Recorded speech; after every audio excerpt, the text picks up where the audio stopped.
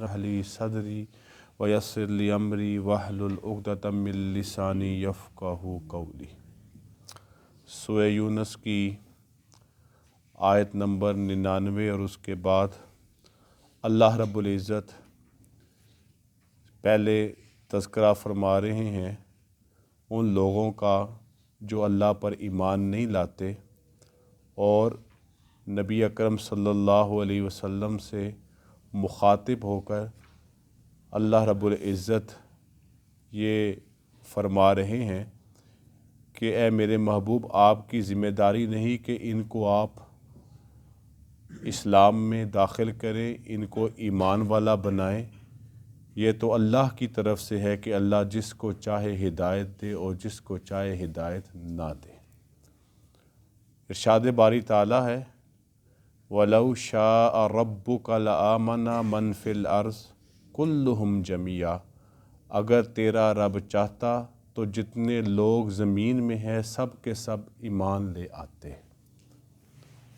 यहाँ से शाअ जिसका माना है चाहना, मुफस्सिरीन ने ये बयान किया है कि इस चाहने से मुराद ये है कि अल्लाह ताला अगर किसी को मजबूर करके मुसलमान बनाना चाहता तो अल्लाह के लिए कुछ भी मुश्किल नहीं था। लेकिन अल्लाह रब्बुल इज़्ज़त ने इंसानों के इख्तियार में रखा कि वो हिदायत का रास्ता इख्तियार करते हैं कि ज़िंदगी भर ज़लालत और गुमराही के रास्तों पे चलते हैं, क्योंकि ये ज़िंदगी, ये दुनिया दारुल इम्तिहान है और इम्तिहान उसी वक़्त आज़ादाना हो सकता है जब इम्तिहान देने वाले पर मुकम्मल उसको इख्तियार हो कि वो इम्तिहान की तैयारी किस दर्जे में करता है। तो लिहाजा कुरान मजीद में एक नहीं मुख्तलिफ़ मकामात पर इस हवाले से अल्लाह रब्बुल इज़्ज़त ने मुख्तलिफ़ इरशादात फरमाए हैं कि अल्लाह रब्बुल इज़्ज़त ने दोनों रास्तों का इख्तियार दिया है, कोई हिदायत हासिल करे या कोई हिदायत हासिल ना करे। और यहाँ पर भी अल्लाह रब्बुल इज़्ज़त अपने महबूब सल्लल्लाहु अलैहि वसल्लम को बतौर तसल्ली ये फरमा रहे हैं। बतौर तसल्ली क्यों? नबी करीम सल्लल्लाहु अलैहि वसल्लम एक पैगंबर हैं, एक रसूल हैं, एक नबी हैं। अल्लाह रब्बुल इज़्ज़त ने इनको इंसानियत की हिदायत के लिए भेजा है, एक ज़िम्मेदारी निभाने के लिए भेजा है। तो लिहाजा आप सल्लल्लाहु अलैहि वसल्लम इस ख्वाहिश में अपने आप को गमगीन रखते थे कि सारे के सारे लोग ईमान क्यों नहीं ले आते। तो अल्लाह रब्बुल इज़्ज़त बतौर तसल्ली फरमा रहे हैं कि अगर ऐसा होता तो अल्लाह सबको मजबूर करके ईमान की तरफ ले आता। तो ऐसा नहीं है, क्योंकि ये ज़िंदगी दारुल इम्तिहान है और फिर इंसानों को इख्तियार दिया गया है कि वो कौन सा रास्ता इख्तियार करते हैं। लेकिन अगर वो इख्तियार करते हैं ज़लालत का रास्ता तो वो उनकी पसंद है, और अगर कोई हिदायत का रास्ता इख्तियार करता है तो जहाँ पर इंसान की पसंद है वहाँ पर अल्लाह का इंतखाब भी है। वलौ शाअ रब्बुका लआमना मन फिल अर्ज़ कुल्लुहुम जमीआ। अगर तेरा रब चाहता तो जितने लोग ज़मीन में हैं सब के सब ईमान ले आते। अफ़ अंता तुकरिहुन नास हत्ता यकूनु मोमिनीन। फिर क्या आप लोगों को ज़बरदस्ती करेंगे कि वो ईमान ले आए? ऐ मेरे महबूब, इनको ज़बरदस्ती आप ईमान नहीं की तरफ मुतवज्जे मत कीजिए, क्योंकि ये अल्लाह रब्बुल इज़्ज़त ने इनको इख्तियार दिया है कि वो कौन सा रास्ता इख्तियार करते हैं। इनका ईमान, इनका कुफ़र, इनकी पसंद नापसंद पे मबनी है। वमा कान अली नफ्सिन, और किसी के भी बस में नहीं, अन तुमिना इल्ला बिइज़्निल्लाह, कि अल्लाह के हुक्म के सिवा ईमान लाए। और जो ईमान ले आते हैं जहाँ पर उनकी ज़ाती पसंद होती है, ज़ाती जुस्तजू होती है, ज़ाती कोशिश होती है, वहीं पर अल्लाह का फ़ज़ल भी उनके साथ शामिल होता है। जो सीधे रास्ते की तरफ कोशिश करते हैं अल्लाह उनका साथ देता है, अल्लाह उनको ईमान की तौफीक अता फरमाता है।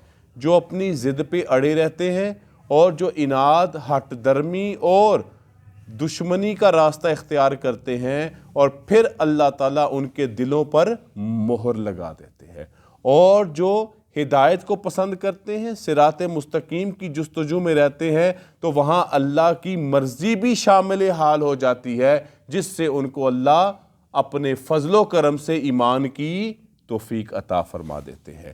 وَيَجْعَلُ الرِّجْسَ عَلَى الَّذِينَ لَا يَعْقِلُونَ، اور اللہ ان کے لیے رجس سے یہاں مراد، رجس کا لغوی معنی ویسے گندگی ہے، اور یہاں پہ مراد رجس سے کفر لیا ہے، کیونکہ اس کے اندر شرک ہوتا ہے، اس کے اندر ظلم ہوتا ہے، اس میں اللہ کی نافرمانی ہوتی ہے۔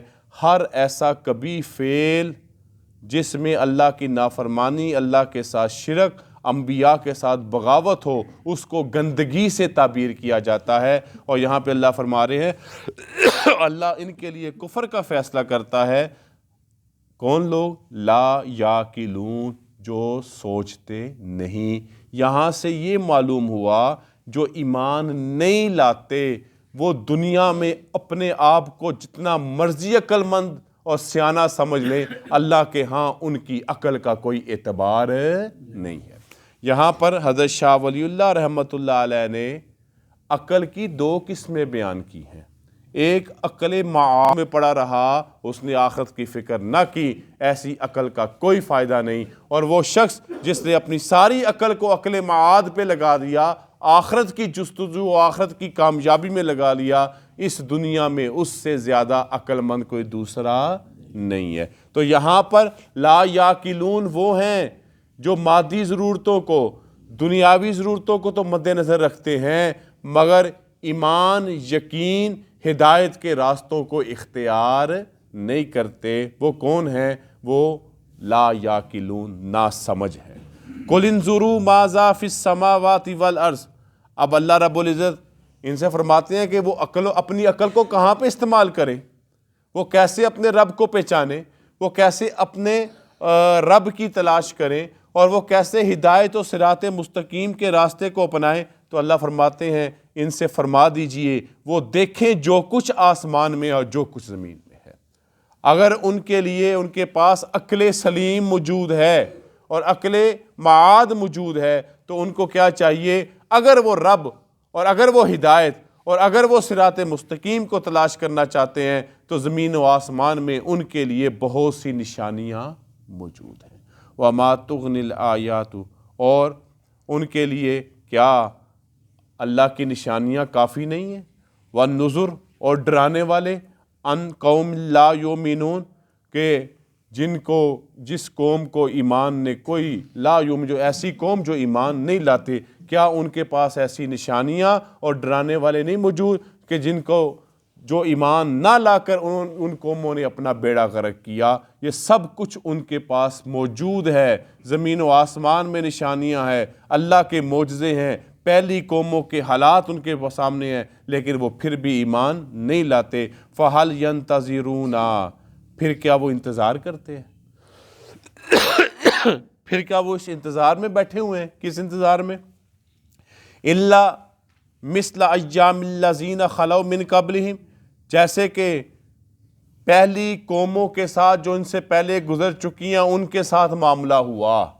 ایام سے مراد یہاں پر ان پر آنے والے عذاب۔ ایام کی دو صورتیں ہیں، یا تو ان قوموں نے انبیاء اور اللہ کے حکم کو مان لیا تو وہ دنیا و آخرت میں کامیاب ہو گئے، اور دوسری ایام سے مراد کیا ہے کہ انہوں نے اللہ اور اللہ کے رسول کی باتوں کا نہ مانا، اناد، ہٹ درمی، دشمنی پہ ڈٹے رہے، تو ان کے لیے کیا ہے؟ اللہ کی طرف سے عذاب ہے۔ کیا وہ اس بات کا انتظار کر رہے ہیں کہ جو پہلی قوموں کے ساتھ ہوا ان کے ساتھ ہوگا، تو پھر یہ آگے سوچیں گے ہم نے کرنا کیا ہے؟ تو لہٰذا اللہ فرماتے ہیں قُلْ فَانْتَظِرُوا، ان سے کہہ دیجئے اچھا پھر تم انتظار کر لو، انی معکم من المنتظرین، بے شک میں بھی تمہارے ساتھ انتظار کرتا ہوں کہ تم دیکھتے ہیں کہ تم ایمان لا کے اپنے آپ کو بچاتے ہو، یا تم کفر کے راستہ اختیار کر کے اپنے لیے آخرت کی نامرادی اور آخرت کا خسارہ چنتے ہو، دیکھتے ہیں ہوتا کیا ہے۔ پھر اللہ رب العزت فرماتے ہیں ثم ننجی رسلنا، پھر ہم نے اپنے رسولوں کو نجات دی، اور کن کو؟ والذین آمنوا، اور ان لوگوں کو جو ایمان لائے، کذالک، اسی طرح، یعنی بلا آخر جو ایمان لائے، سب سے پہلا مرتبہ تو انبیاء کرام اور اللہ کے بھیجے ہوئے رسولوں اور پیغمبروں کا ہے۔ اللہ رب العزت نے ان کا انتخاب کیا، ان کو چنا قوموں کی ہدایت کے لیے، ان کو دنیا میں مبعوث کیا۔ اللہ رب العزت فرماتے ہیں ہم نے اپنے رسولوں کو پہلے نجات دی، اور پھر ان لوگوں کو جو اسی طرح ان پر ایمان لے آئے۔ پھر اللہ فرماتے ہیں ہم ایسا کیوں نہ کرتے، حقاً علینا، یہ ہم پر، ہمارے ذمے ہے، ننجی المؤمنین، کہ ہم ایمان والوں کو بچا لیں، ہم ان کو دنیا کے بھی عذاب سے بچائیں اور ان کو آخرت کے بھی عذاب سے بچائیں، کیونکہ انہوں نے ہمارے پیغام کی قدر کی ہے، اور جو ہمارے پیغام کی، ہماری ہدایت کی قدر کرتا ہے اور ہمارے بتائے ہوئے صراط مستقیم پر چلتا ہے، حقاً علینا، تو پھر ہمارے ذمے ہے کہ ہم ایسے ایمان والوں کو نجات دیں۔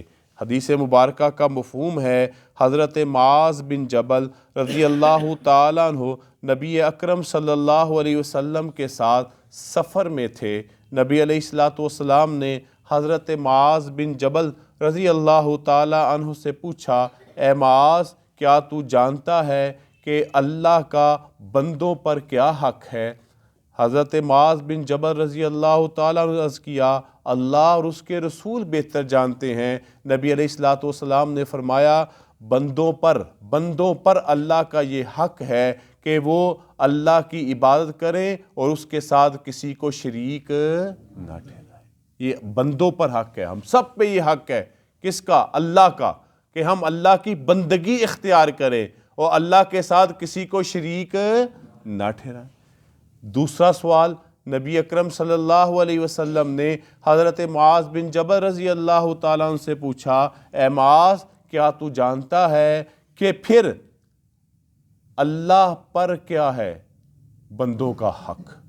پھر اللہ کو کیا چاہیے، اللہ کو کیا کرنا چاہیے، اللہ کی کیا ذمہ داری ہے، پھر بندوں کا کیا حق ہے اللہ پر؟ اب تو حضرت معاذ رضی اللہ تعالیٰ عنہ نے عرض کیا، اللہ اور اللہ کے رسول بہتر جانتے ہیں۔ تو نبی علیہ السلام نے جواب میں ارشاد فرمایا، بندوں کا حق۔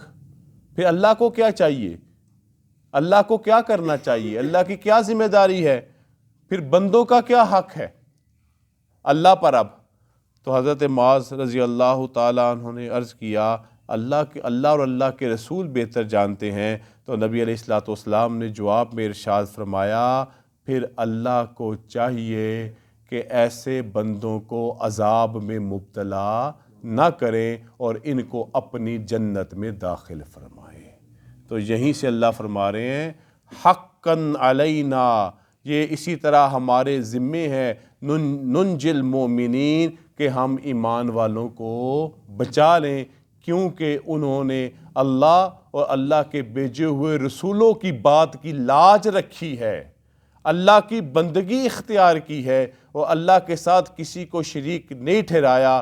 اب اللہ رب العزت قیامت سے اور دنیا کے ہر طرح کے عذابات سے جو رسوا اور ذلیل کرنے والے ہیں، اللہ رب العزت ان کو اس سے محفوظ رکھے۔ اللہ تعالی ہمیں ان آیات کو سمجھنے اور ان پر عمل کرنے کی توفیق نصیب فرمائے۔ وآخر دعوانا ان الحمدللہ رب العالمین۔ الحمدللہ رب العالمین والصلاة والسلام علی رسولہ الکریم۔ اللہم صلی علی سیدنا محمد وعلی آل سیدنا محمد صلاة تکون لک رضاء ولحق اداء وعاتہ وسیلة وصلی علی جمیع اخوانہ من نبیین والصالحین یا ارحم الراحمین۔ اللہم لطیف الطف، اللہم انت رب لا الہ الا انت توکلت وانت رب العرش العظیم۔ ربنا آتنا فی الدنیا حسنۃ وفی الآخرۃ حسنۃ وقنا عذاب النار۔ ربنا اغفر لنا وارحمنا وانت مولانا فانصرنا علی القوم الکافرین۔ ربنا لا تزغ قلوبنا بعد إذ هديتنا وهب لنا من لدنك رحمة إنك أنت الوهاب۔ یا رب العالمین ہم سب کے ہر قسم کے صغیرہ کبیرہ چھوٹے بڑے گناہوں کو معاف فرما، ہر قسم کی غلطیوں کوتاہیوں سستیوں نالائکیوں کو معاف فرما یا رب العالمین، نیک اعمال کرنے کی توفیق نصیب فرما، برے اعمال سے ہم سب کو محفوظ فرما یا رب العالمین۔ جو مسلمان بیمار ہیں ان کو شفائے کاملہ عاجلہ عطا فرما، خصوص